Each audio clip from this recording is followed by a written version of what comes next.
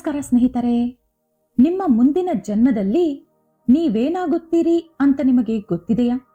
ಉದಾಹರಣೆಗೆ ಪುರುಷ, ಸ್ತ್ರೀ, ಮಂಗಳಮುಖಿ ಅಥವಾ ಯಾವುದಾದರೂ ಪ್ರಾಣಿ, ಪಕ್ಷಿ, ಕೀಟ, ಹುಳ ಹೀಗೆ.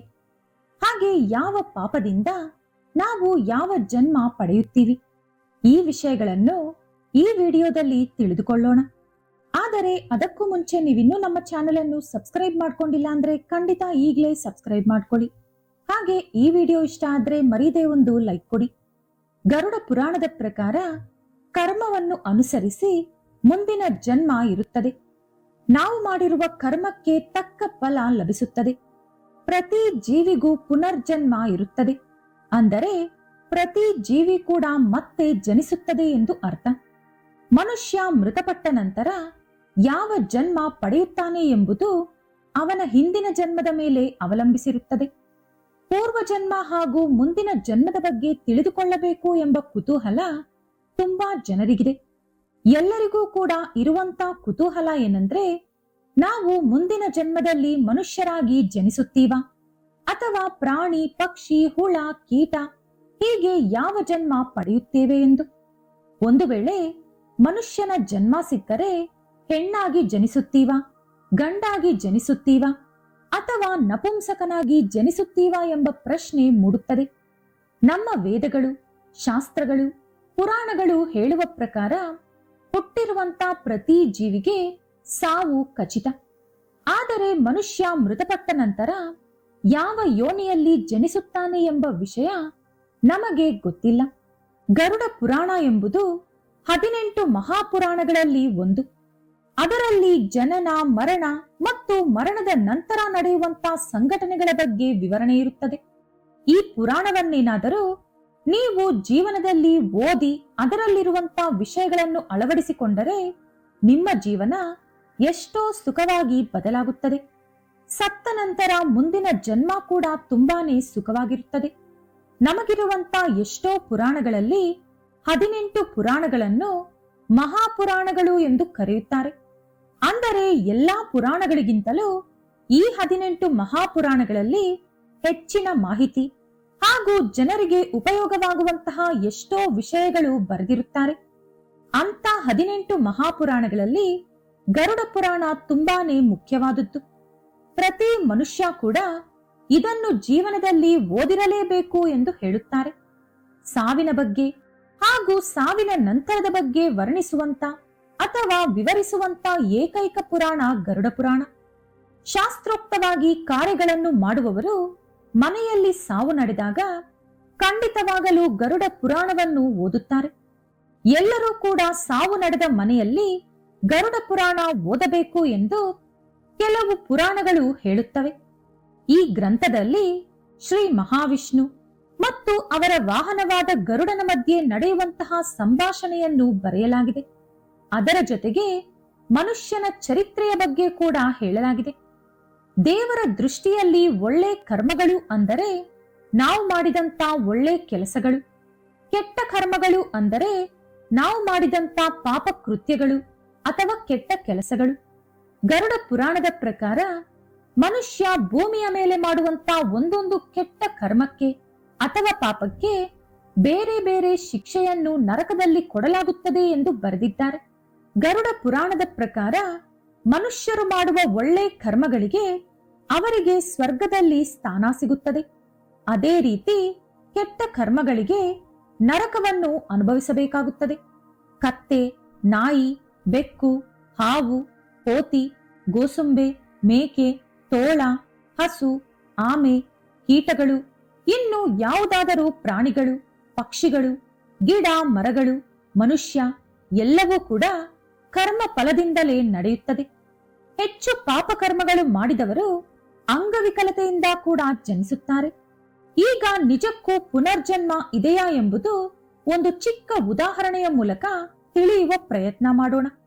ತುಂಬಾ ಸಲ ಹುಟ್ಟಿದ ಮಗುವಿನಲ್ಲಿ ಅನೇಕ ದೋಷಗಳು ಇರುತ್ತದೆ. ಕೆಲವು ಮಕ್ಕಳು ನಪುಂಸಕರಂತೆ ಜನಿಸುತ್ತಾರೆ ಅಥವಾ ಕೆಲವು ಶಾರೀರಿಕ ದೋಷಗಳಿಂದ ಜನಿಸುತ್ತಾರೆ. ಕೆಲವರು ಹುಟ್ಟುವಾಗಲೇ ಅಂಗವಿಕಲರಂತೆ ಜನಿಸುತ್ತಾರೆ ಅಥವಾ ಹುಟ್ಟುವಾಗಲೇ ದೃಷ್ಟಿಹೀನರಾಗಿ ಜನಿಸುತ್ತಾರೆ. ಮಕ್ಕಳಿಗೆ ಹುಟ್ಟುವಾಗಲೇ ಮಲಮೂತ್ರ ದ್ವಾರಗಳು ಇರುವುದಿಲ್ಲ. ಈ ರೀತಿ ಜನಿಸಲು ವಿಜ್ಞಾನ ಶಾಸ್ತ್ರವು ಅದರದ್ದೇ ಆದ ಕೆಲವು ವಿವರಣೆಗಳನ್ನು ಕೊಡುತ್ತದೆ.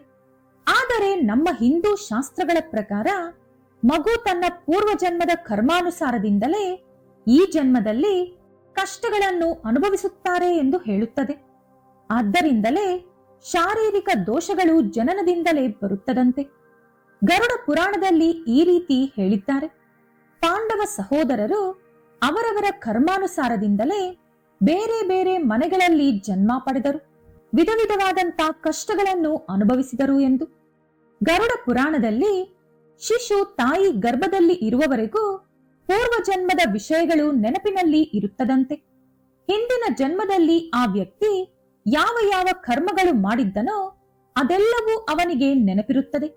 ಹಾಗಾಗಿ ಆ ವ್ಯಕ್ತಿ ತುಂಬಾ ದುಃಖದಿಂದ ಭಗವಂತನನ್ನು, ದೇವರೇ, ಈಗ ಬರುವ ನನ್ನ ಮುಂದಿನ ಜನ್ಮದಲ್ಲಿ ಒಳ್ಳೆಯ ಕರ್ಮಗಳನ್ನು ಮಾತ್ರ ಮಾಡುತ್ತೇನೆ, ನಿನ್ನ ನಾಮಜಪ ಮಾತ್ರ ಮಾಡುತ್ತಾ ಜೀವನ ಕಳೆಯುತ್ತೇನೆ ಎಂದು ಪ್ರಾರ್ಥಿಸುತ್ತಾನಂತೆ. ಶಿಶು ತಾಯಿ ಗರ್ಭದಿಂದ ಹೊರಬಂದ ತಕ್ಷಣ ದೇವರು ಅವನಿಗಿದ್ದಂತ ಪೂರ್ವಜನ್ಮದ ಜ್ಞಾನವನ್ನು ಸಂಪೂರ್ಣವಾಗಿ ಅಳಿಸಿ ಹಾಕುತ್ತಾರೆ. ಇದರಿಂದ ದೇವರಿಗೆ ಕೊಟ್ಟ ಮಾತನ್ನು ಮರೆತು ಮತ್ತೆ ಈ ಭೂಲೋಕದ ಎಲ್ಲಾ ಮಾಯೆಗಳಲ್ಲೂ ಮನುಷ್ಯ ಬಂದಿಯಾಗುತ್ತಾನೆ. ಯಾವ ಕರ್ಮಗಳ ಕಾರಣದಿಂದ ಬೇರೆ ಬೇರೆ ಜನ್ಮಗಳು ಸಿಗುತ್ತದೆ ಎಂದು ಈಗ ನಾವು ನೋಡೋಣ. ತಂದೆ ತಾಯಿಗೆ ದುಃಖ ಕೊಡುವುದು ಅಥವಾ ನೋವು ಕೊಡುವುದು, ಸಹೋದರ ಸಹೋದರಿಯರನ್ನು ಕಷ್ಟಕ್ಕೆ ಗುರಿಯಾಗಿಸುವಂತ ವ್ಯಕ್ತಿ ಮುಂದಿನ ಜನ್ಮದಲ್ಲಿ ಆಮೆ ಗರ್ಭದಲ್ಲಿ ಜನಿಸುತ್ತಾನೆ. ಆಮೆ ಆಯಸ್ಸು ತುಂಬಾ ಜಾಸ್ತಿ. ಅದು ಸುಮಾರು 150ರಿಂದ 300 ವರ್ಷಗಳ ಕಾಲ ಬದುಕಿ ಕಷ್ಟಪಡುತ್ತದೆ. ಇನ್ನು ಪುರುಷರು ಮಹಿಳೆಯರಂತೆ ನಡೆದುಕೊಂಡರೆ ಅಥವಾ ಅವರ ನಡವಳಿಕೆ, ಸ್ವಭಾವ, ಬುದ್ಧಿ ಮಹಿಳೆಯರಂತೆ ಇದ್ದರೆ ಅಂತ ಪುರುಷರು ಮುಂದಿನ ಜನ್ಮದಲ್ಲಿ ಮಹಿಳೆಯರಂತೆ ಜನಿಸುತ್ತಾರೆ. ಒಬ್ಬ ವ್ಯಕ್ತಿ ಅವನಿಗೆ ಕೆಲಸ ಕೊಟ್ಟ ಯಜಮಾನನಿಗೆ ನಂಬಿಕಸ್ಥನಾಗಿ ಇರದಿದ್ದರೆ ಮುಂದಿನ ಜನ್ಮದಲ್ಲಿ ವಾನರ ಯೋನಿಯಲ್ಲಿ ಜನಿಸುತ್ತಾನಂತೆ. ಇಲ್ಲಿ ವಾನರ ಅಂದ್ರೆ ಕೋತಿ, ಚಿಂಪಾಂಜಿ, ಗೊರಿಲ್ಲಾ, ಹೀಗೆ ಯಾವುದೋ ಒಂದು ಕೋತಿ ಗರ್ಭದಲ್ಲಿ ಜನಿಸುತ್ತಾನೆ. ಇನ್ನು ಪ್ರಾಣಿ ಪಕ್ಷಿಗಳನ್ನು ಹಿಂಸೆಗೆ ಗುರಿಯಾಗಿಸಿ ಅವನ ಕುಟುಂಬವನ್ನು ಪೋಷಿಸುವಂತ ವ್ಯಕ್ತಿ ಮುಂದಿನ ಜನ್ಮದಲ್ಲಿ ಪ್ರಾಣಿ ಜನ್ಮವನ್ನು ಪಡೆದು ಅತಿ ಕ್ರೂರವಾಗಿ ಕಸುಬನ ಕೈಯಿಂದ ಮೃತಪಡುತ್ತಾನೆ. ಒಳ್ಳೆಯ ಉತ್ತಮವಾದ ಸ್ನೇಹಿತನನ್ನು ಅವಮಾನಿಸುವ ವ್ಯಕ್ತಿ ಅಥವಾ ಮೋಸ ಮಾಡುವ ವ್ಯಕ್ತಿ ಮುಂದಿನ ಜನ್ಮದಲ್ಲಿ ಕತ್ತೆಯಂತೆ ಜನಿಸಿ ಕಷ್ಟಪಡುತ್ತಾನೆ.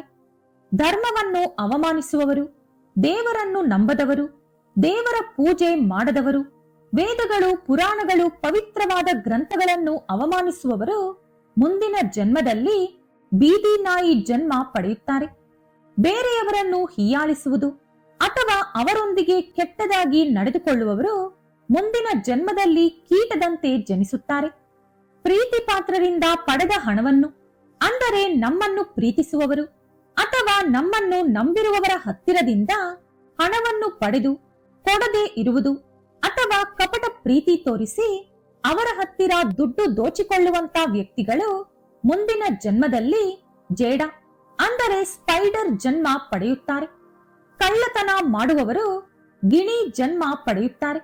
ಸುಗಂಧ ದ್ರವ್ಯಗಳು ಅಥವಾ ಹೂಗಳನ್ನು ಕದ್ದವರು ಜೇನು ಹುಳುವಿನಂತೆ ಜನಿಸುತ್ತಾರೆ. ಅತಿ ಬುದ್ಧಿವಂತಿಕೆಯಿಂದ ಮತ್ತೊಬ್ಬರನ್ನು ಮುಟ್ಟಾಳರನ್ನಾಗಿ ಮಾಡುವುದು ಅಥವಾ ಮೋಸ ಮಾಡುವ ವ್ಯಕ್ತಿ ಮುಂದಿನ ಜನ್ಮದಲ್ಲಿ ಗೂಬೆ ಜನ್ಮ ಪಡೆಯುತ್ತಾನೆ. ವಿವಾಹಿತ ಹೆಣ್ಣು ಅಥವಾ ವಿವಾಹಿತ ಪುರುಷನ ಜೊತೆ ಅಕ್ರಮ ಸಂಬಂಧ ಹೊಂದಿರುವವರು ಮೊದಲು ತೋಳ, ನಂತರ ನಾಯಿ, ನಂತರ ನರಿ, ನಂತರ ರಣಹದ್ದು, ನಂತರ ಮುಳ್ಳುಹಂದಿ, ಕೊನೆಯದಾಗಿ ಕಾಗೆ ಮತ್ತು ಕೊಕ್ಕರೆಯ ಜನ್ಮ ಪಡೆಯುತ್ತಾರೆ. ಅಪರಿಚಿತ ವ್ಯಕ್ತಿಯೊಂದಿಗೆ ಸಂಬಂಧ ಇಟ್ಟುಕೊಂಡಿರುವಂತ ವಿವಾಹಿತ ಪುರುಷ ಅಥವಾ ವಿವಾಹಿತ ಮಹಿಳೆ ಮುಂದಿನ ಜನ್ಮದಲ್ಲಿ ಹಲ್ಲಿ, ಹಾವು ಅಥವಾ ಬಾವುಲಿ ಜನ್ಮ ಪಡೆಯುತ್ತಾರೆ. ಬೇರೆಯವರ ಬಗ್ಗೆ ಕೆಟ್ಟದಾಗಿ ಮಾತನಾಡುವವರು ಮೇಕೆಯ ಜನ್ಮ ಪಡೆಯುತ್ತಾರೆ. ಮಹಿಳೆಯನ್ನು ಕೊಂದವರು, ಅಬಾರ್ಷನ್ ಮಾಡಿದವರು, ಹಸುವನ್ನು ಕೊಂದವರು ಮುಂದಿನ ಜನ್ಮದಲ್ಲಿ ಅತಿ ದೊಡ್ಡ ಮುಟ್ಟಾಳರಂತೆ ಜನಿಸಿ ಎಲ್ಲರಿಂದಲೂ ಅವಮಾನಕ್ಕೆ ಗುರಿಯಾಗುತ್ತಾರೆ.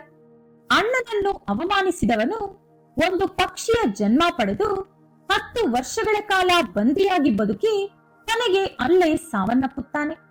ಅತಿ ಹೆಚ್ಚು ಮಾಂಸಾಹಾರ ತಿನ್ನುವ ವ್ಯಕ್ತಿ ಮುಂದಿನ ಜನ್ಮದಲ್ಲಿ ಶಾರೀರಿಕ ದೋಷಗಳಿಂದ ಜನಿಸುತ್ತಾರೆ. ಅತಿಯಾಗಿ ಮದ್ಯಪಾನ ಮಾಡುವ ವ್ಯಕ್ತಿ ಮುಂದಿನ ಜನ್ಮದಲ್ಲಿ ಹಲ್ಲುಗಳು ಹಳದಿ ಅಥವಾ ಕಪ್ಪಾಗಿ ಇರುವಂತೆ ಜನಿಸುತ್ತಾನೆ. ಅತಿ ಚಿಕ್ಕ ವಯಸ್ಸಿಗೆ ಹುಲ್ಕಲ್ಲು ಕೂಡ ಬರುತ್ತದೆ. ಗರುಡ ಪುರಾಣದ ಪ್ರಕಾರ ಯಾವ ವ್ಯಕ್ತಿ ಮೃತಪಡುವ ಮುಂಚೆ ದೇವರ ಹೆಸರನ್ನು ನೆನೆಸಿಕೊಳ್ಳುತ್ತಾನೋ ಅವನಿಗೆ ದೇವರು ಮೋಕ್ಷದ್ವಾರವನ್ನು ತೆರೆಯುತ್ತಾರಂತೆ. ಬೇರೆಯವರ ಬಗ್ಗೆ ಒಳ್ಳೆಯದಾಗಿ ಯೋಚಿಸುವವನು, ಧರ್ಮವನ್ನು ನಂಬುವವನು, ಧರ್ಮ ಮಾರ್ಗದಲ್ಲಿ ನಡೆಯುವವನು, ಪ್ರಾಣಿ ಪಕ್ಷಿಗಳನ್ನು ಪ್ರೀತಿಸುವವನು, ತಂದೆ ತಾಯಿಯನ್ನು ಗೌರವಿಸುವವನು, ಗುರುಗಳು ತೋರಿಸಿದ ದಾರಿಯನ್ನು ಅನುಸರಿಸುವವನು ಸ್ವರ್ಗಕ್ಕೆ ಹೋಗಿ ಮೋಕ್ಷ ಪಡೆಯುತ್ತಾನೆ. ಮನುಷ್ಯರು ತಾವು ಮಾಡಿದ ಕರ್ಮಗಳ ಪ್ರಕಾರ ನರಕಯಾತನೆ ಅನುಭವಿಸಿದರೆ ಮುಂದಿನ ಜನ್ಮದಲ್ಲಿ ಮತ್ತೆ ಅವರಿಗೆ ಶಿಕ್ಷೆ ಏಕೆ ಎಂದು ಗರುಡ ಕೇಳಿದ ಪ್ರಶ್ನೆಗೆ ಮಹಾವಿಷ್ಣು ಈ ರೀತಿ ಉತ್ತರಿಸಿದ್ದಾರೆ. ಗರುಡ, ಕೆಲವೊಮ್ಮೆ ಜೀವಿಯ ಕೆಲಸಗಳು ಎಷ್ಟೊಂದು ಕೆಟ್ಟದಾಗಿ ಇರುತ್ತದೆ ಅಂದರೆ ಆ ವ್ಯಕ್ತಿಯ ಒಳಗಿರುವಂತ ಆತ್ಮ ಅಂದರೆ ನಾನು ನರಕದಲ್ಲಿ ಕಷ್ಟ ಪಡಬೇಕಾಗುತ್ತದೆ. ಜೊತೆಗೆ ಮುಂದಿನ ಜನ್ಮದಲ್ಲೂ ಕೂಡ ಆ ಕರ್ಮದ ಭಾರವನ್ನು ಹೊರಬೇಕಾಗುತ್ತದೆ. ಉದಾಹರಣೆಗೆ, ಒಂದು ಮಹಿಳೆಯನ್ನು ಅತ್ಯಾಚಾರ ಮಾಡಿದ ಪಾಪಿ ಮುಂದಿನ ಜನ್ಮದಲ್ಲಿ ನಪುಂಸಕನಂತೆ ಜನಿಸುತ್ತಾನೆ. ಕರ್ಮಫಲ ಸಿದ್ಧಾಂತದ ಪಾಪ ಎಷ್ಟು ದೊಡ್ಡದಾಗಿದ್ದರೆ ಅವನಿಗೆ ಕೊಡುವಂತ ಶಿಕ್ಷೆ ಕೂಡ ಅಷ್ಟೇ ದೊಡ್ಡದಾಗಿರುತ್ತದೆ. ಅವನಿಗೆ ಕೊಡುವಂತ ಶಿಕ್ಷೆ ತುಂಬಾ ನೋವಿನಿಂದ ಕೂಡಿರುತ್ತದೆ. ಇನ್ನು ಪಾಪ ಚಿಕ್ಕದಾಗಿ ಅಥವಾ ಸಾಧಾರಣವಾಗಿದ್ದರೆ ಅವನಿಗೆ ಕೊಡುವ ಶಿಕ್ಷೆ ಕೂಡ ಕಡಿಮೆಯಾಗಿರುತ್ತದೆ. ಮನುಷ್ಯನ ಜನ್ಮ ಎಷ್ಟೊಂದು ಉತ್ತಮವಾದದ್ದು ಎಂದು ಪ್ರತಿ ಮನುಷ್ಯನು ತಿಳಿದುಕೊಳ್ಳಬೇಕು ಅಂದರು ಮಹಾವಿಷ್ಣು. ಸ್ನೇಹಿತರೆ, ಮುಂದಿನ ಜನ್ಮದಲ್ಲಿ ನೀವು ಮನುಷ್ಯನಂತೆ ಜನಿಸಬೇಕು ಅಂದುಕೊಂಡರು ಅಥವಾ ಜನನ ಮರಣ ಎಂಬ ಈ ಕರ್ಮಚಕ್ರದಿಂದ ಹೊರಬರಬೇಕು ಅಂದುಕೊಂಡರು ಈ ಜನ್ಮದಲ್ಲಿ ಆದಷ್ಟು ಒಳ್ಳೆಯ ಕೆಲಸಗಳನ್ನು ಮಾತ್ರ ಮಾಡಬೇಕು. ಜೊತೆಗೆ ದೈವ ಭಕ್ತಿಯನ್ನು ಹೊಂದಿರಬೇಕು. ಪೂರ್ವ ಜನ್ಮದ ಬಗ್ಗೆ ತಿಳಿದುಕೊಳ್ಳಬೇಕು ಎನ್ನುವ ಕುತೂಹಲ ನಿಮಗಿದ್ದರೆ ನಿಮಗೆ ಸಮಯ ಸಿಕ್ಕಾಗಲೆಲ್ಲ ಧ್ಯಾನವನ್ನು ಮಾಡಬೇಕು. ಹಾಗೆ ರಾತ್ರಿ ಮಲಗುವ ಮುಂಚೆ ಸ್ವಲ್ಪ ಹೊತ್ತು ಕಣ್ಣು ಮುಚ್ಚಿಕೊಂಡು ಆ ದಿನ ನೀವು ಮಾಡಿದಂತ ಕೆಟ್ಟ ಕೆಲಸಗಳು ಹಾಗೂ ಒಳ್ಳೆಯ ಕೆಲಸಗಳನ್ನು ನೆನಪು ಮಾಡಿಕೊಳ್ಳಬೇಕು.